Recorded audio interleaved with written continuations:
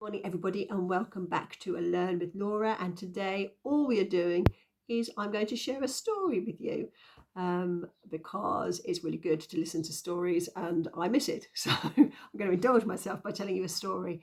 If you'd like to hear more stories, or your children would like to hear more stories, then head on over to my YouTube page where all the stories that I've read, or the beginning of the stories to get them engaged in or interested in different books, are in one place. But today I'm going to read you Goodnight CopyCub.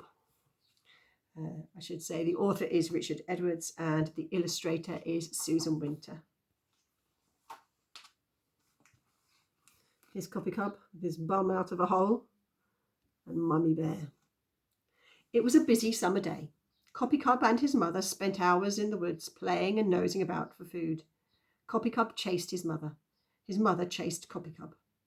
They tickled each other. They dug in the ground for roots to eat. His mother found a root and crunched it up. CopyCub found one too. That night, CopyCub felt tired out when he lay down on his bed of leaves in the bear cave. But when he closed his eyes, he couldn't get to sleep. He turned over one way, but the bear cave floor felt lumpy. He turned over the other way, but the bear cave floor felt bumpy. He curled up to his mother's side and got too hot. He rolled away from his mother's side and got too cold. He lay on his back, then he lay on his front, then he lay on his back again. It's horrible when you can't sleep. We've all been there. And at last, with all his wriggling, he woke his mother. She yawned. "What's the matter, CopyCub?" "I can't sleep," CopyCub said. "Do you want a story?" his mother asked. "Yes, please," CopyCub said. He loved stories. His mother began. "Once upon a time, there was a small bear called CopyCub," the small bear said happily. "That's right. And do you know why he was called CopyCub? Because he was always copying, that's why." "Who did he copy?" "Well, listen and I'll tell you," said his mother. So CopyCub snuggled up and listened. One night, his mother said quietly, CopyCub couldn't get to sleep. He tried everything. He turned over one way, then he turned over the other way, and with all his wriggling, he woke up his mother. So what do you think they did? "What?" the small bear asked. They went for a walk in the moonlight. CopyCub and his mother walked slowly down the hillside in the warm summer night. Everything was quiet. Millions of stars sparkled in the sky, and a full moon was shining, making the night as bright as day. The bears came to a stream and followed it through the woods until they reached a lake, and there, a little way from the shore, they saw something white floating on the water. "What was it?" CopyCub asked. "A goose," his mother said, "a white goose, sleeping with its head tucked under its wing." "Fast asleep?" CopyCub asked. "Safe and sound," his mother whispered. "What happened then?" said CopyCub.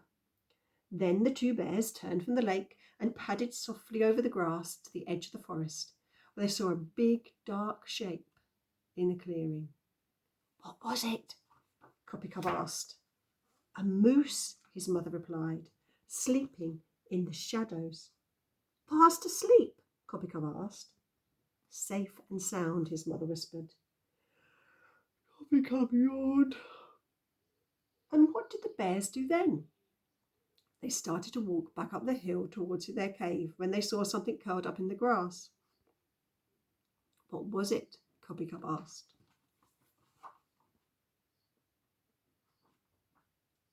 "A hare," his mother replied, "a brown hare sleeping in the moonlight." "Fast asleep?" CopyCub asked. "Safe and sound," his mother whispered. And when they got back to their cave, CopyCub's mother asked him a question. "What question?" said CopyCub. "Who's good at copying?" his mother replied, coming to the end of her story. "I am," said CopyCub. "Yes, you are," his mother said. "So if you ever can't get to sleep, just think of the white goose sleeping on the lake, and the moose sleeping under the trees, and the hare fast asleep in the grass, and copy them." "That's right, CopyCub." They're back in their cave now. I wonder if he can get to sleep. Let's find out. The small bear closed his eyes.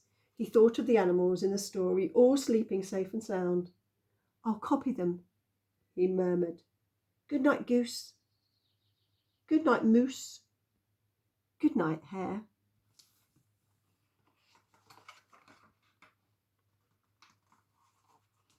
And soon CopyCub was fast asleep too, floating in his dreams like a goose on a starry lake, safe and sound. Sleep well, whispered his mother, kissing the top of his head. Good night, CopyCub.